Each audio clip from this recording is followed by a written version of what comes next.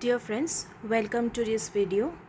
In this video, we will be talking about intelligent agents based on an example which is known as the vacuum cleaner world. It is a very popular example in terms of artificial intelligence. And here we will be looking at the terms which we have discussed in my previous video, like agents, perceptions or percept sequences, actions, etc. Okay, so this vacuum cleaner world is so simple that we can describe everything that happens, uh, and we can invent many variations to it. All right, so this particular world has two locations. So let me go to the next page. So this particular world, or the vacuum cleaner world, we'll call it as the VC world. So this vacuum cleaner world basically has two different locations. There are two squares which is known as A and B. Okay, let me keep these two squares. Yes, I'll keep two blocks which is A and B. Now there is a vacuum cleaner or a vacuum agent. Okay, so the agent here is basically a vacuum agent or a vacuum cleaner. Okay, let me keep it simple, we'll call it as vacuum cleaner. Okay, and this vacuum cleaner will perceive which square it is in and whether there is dirt in the square. Okay, so if there is dirt, it will be doing some action, and if it is clean, it will be doing some other action. Okay, so it can choose to move left, move right, or suck up the dirt, or do nothing. Okay, so what are the set of actions that it can do? It can either move left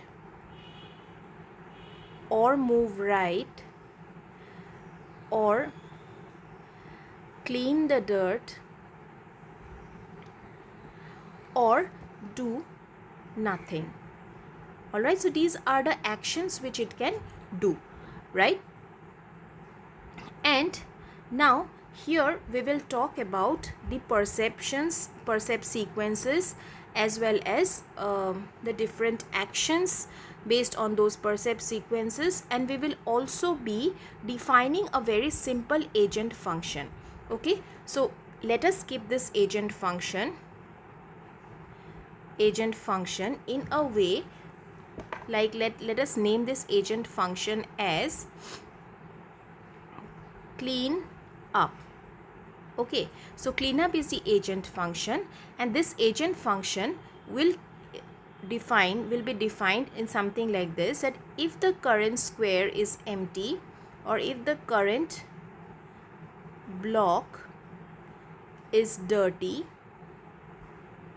then clean, otherwise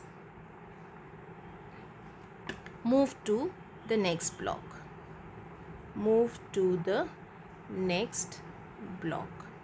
So talking about next block, it can either be moving back to the previous block or moving to the next block.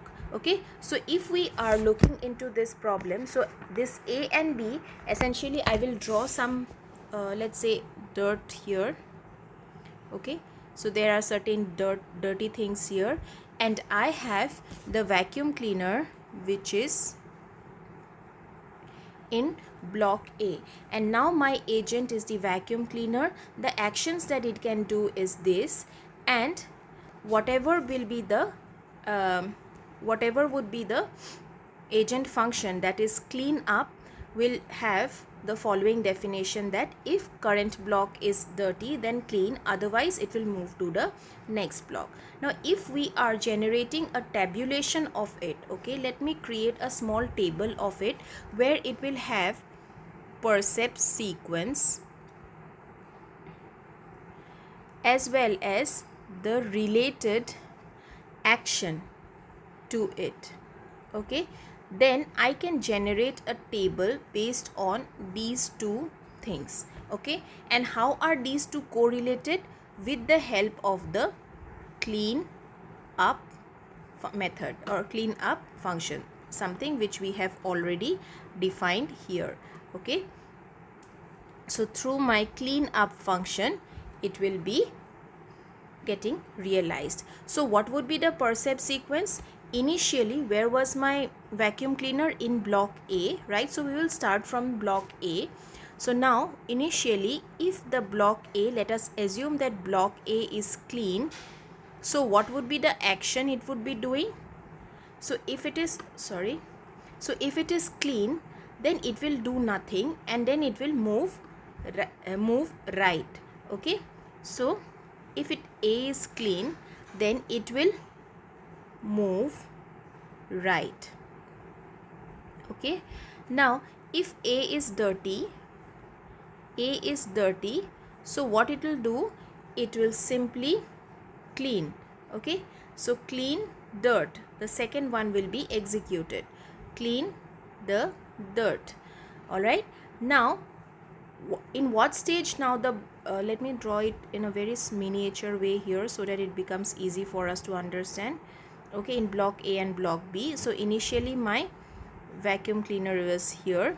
Okay, so here there was no here we mentioned that it was clean, so it moved to the right, and here it found that there was some dirty, so it did the next action, which is clean the dirt. Now where is my vacuum cleaner? It is still in point B.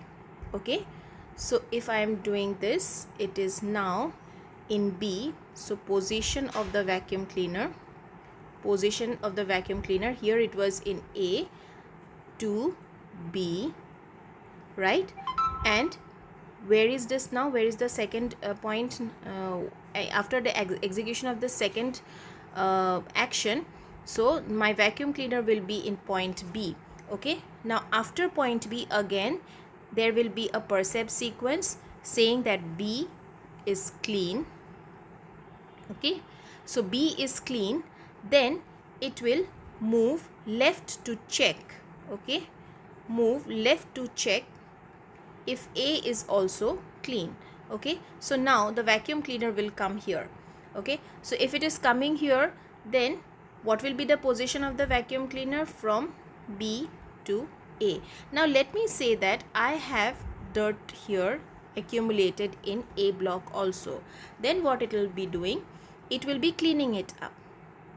Okay, now if we are considering that B is dirty, okay, this was the third step, this is the first step, this is the second step, now this is the third step. So B is clean. Now if B is again dirty, after cleaning also B remains dirty, so what will happen? Then it will clean the dirt. At this stage, B will again be in the vacuum cleaner will again be in point B. Okay, so now after both these conditions are executed, we have thoroughly checked whether B is clean or dirty. Okay, so if it is dirty, again it will go on executing this particular action. Otherwise, if B is clean, it will simply move left. Okay, it will simply move left. Now in left, when it is coming to left, what is the perception it is getting? That A was already clean from the first sequence, right? From the first step. So A was already clean. Now when it came back after this particular execution, okay, after this action, when it came back, it found that A is clean. If it finds that A is clean, then it will again move to the right or do nothing and remain stationary in A itself. Okay, so we will not use the last action, which is do nothing. We will simply go on moving from A to B and to check if both the blocks are clean. Okay, so if A is found clean, then it will again move right. Alright, so it again moves from A to B. Now what if after returning to block A, this will not be this thing. So what if after returning from block B,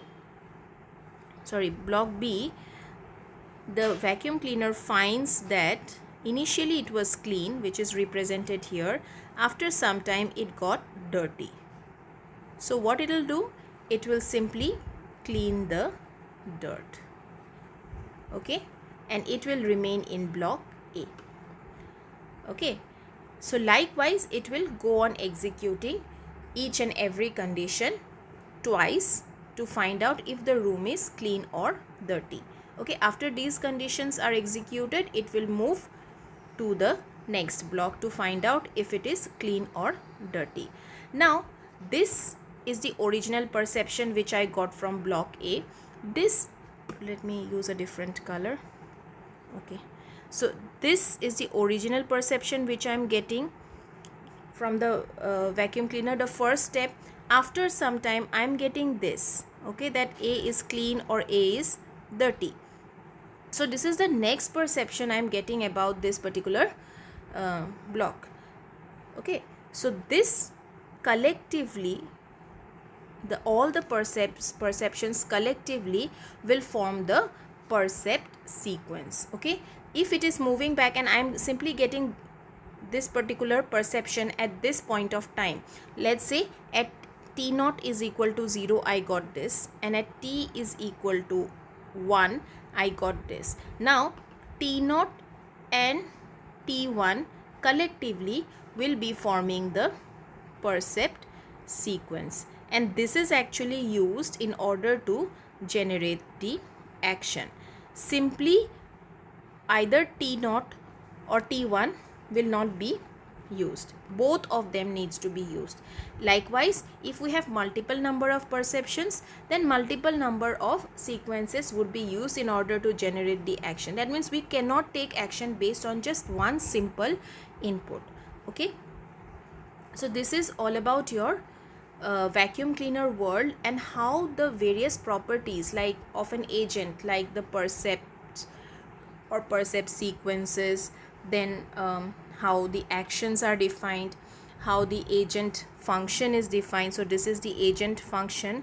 Okay, and that it correlates the percept sequence with the action, and everything, all of this can be incorporated inside an agent program, which is finally executed over the agent's architecture in order to make the vacuum cleaner work. Okay, so this program is actually embedded inside this vacuum cleaner so that it can perform all these actions whenever we are getting different conditions in the percept sequence, right? So we will take up just two more topics here. All right, so first of all we will be talking about the rational agent. Okay, so if we want to define rational agent, we talked about intelligent agents and how they use their sensors and actuators in perceiving the environment and working on the environment respectively. So if we are talking about rational agents, which is one of the backbone concept of AI, okay, it is that agent which does the right thing, always the correct thing. Okay, so it is an ideal agent, does the right thing. Conceptually speaking, every entry in the table for the agent function is filled out correctly. So if we consider this particular table, so each and every entry in the table is filled out correctly, so there is no situations of getting confused. We simply will be focusing on the correct inputs, and this table for rational agent basically is always correct. Okay, now we will, however, how do we actually identify whether it is a right thing or the wrong thing? Okay, so there has to be some way to measure the success. Okay, so there has to be some way in order to measure it. So if we have to measure it together with the description of environment and the sensors and actuators of the agent, it will provide a complete specification of the task facing the agent. Okay, so we have to understand the entire concept behind all of these agent, then its different types of sensors and actuators, and we will be determining some type of measure in order to find out how successful or how correct that rational agent is. Okay, talking about these measures, we term them as the performance measure.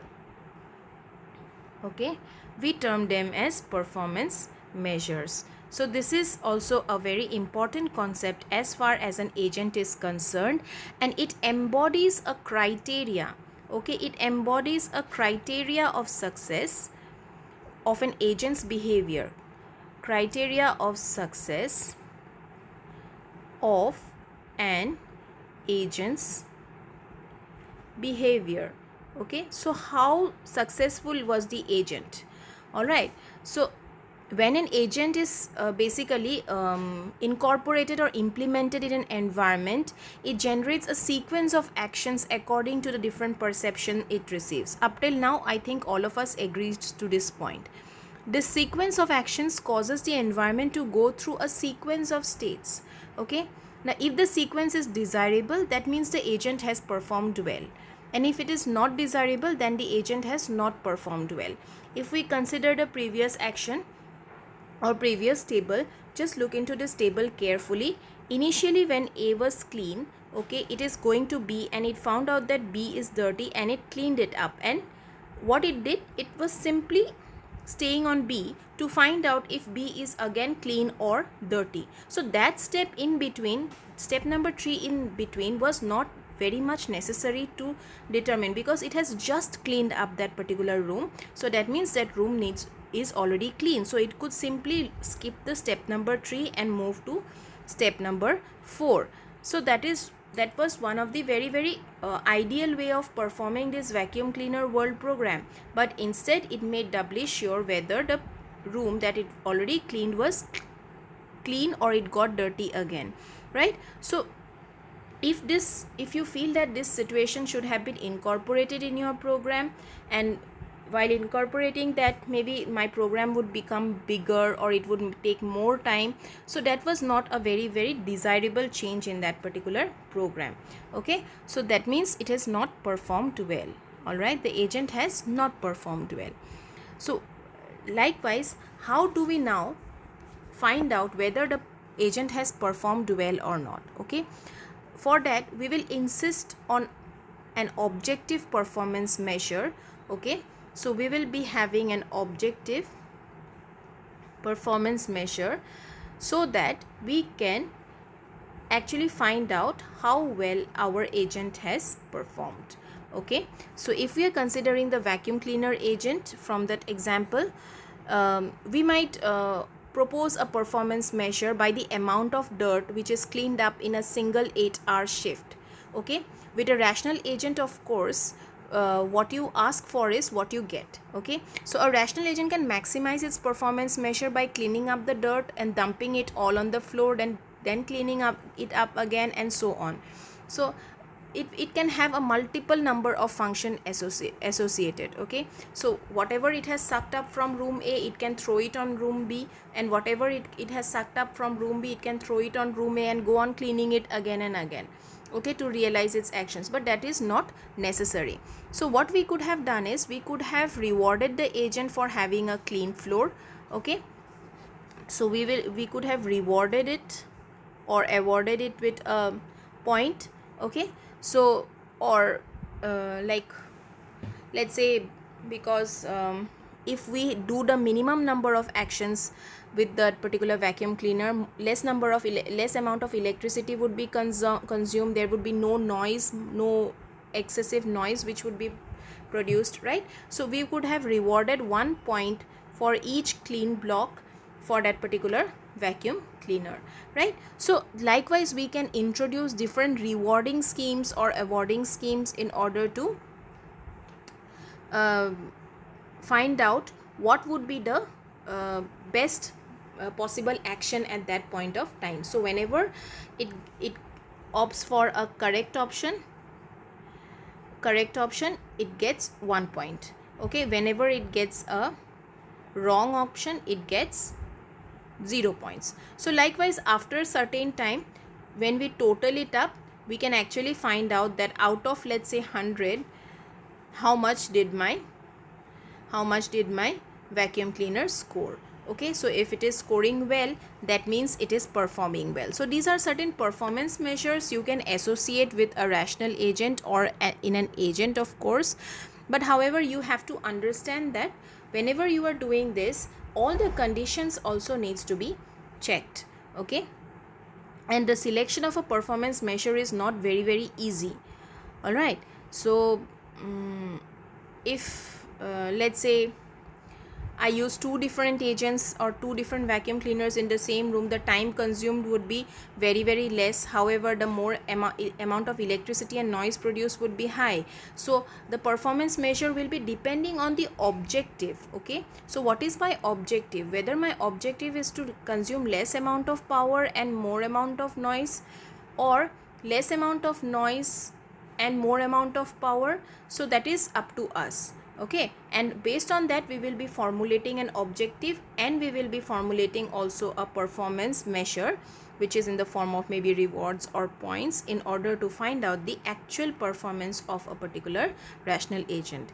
So there are a number of ways which we can do that, and we will be definitely taking those up in our subsequent sessions. So that is all for this video. We'll again discuss more on this in the next video. Thank you.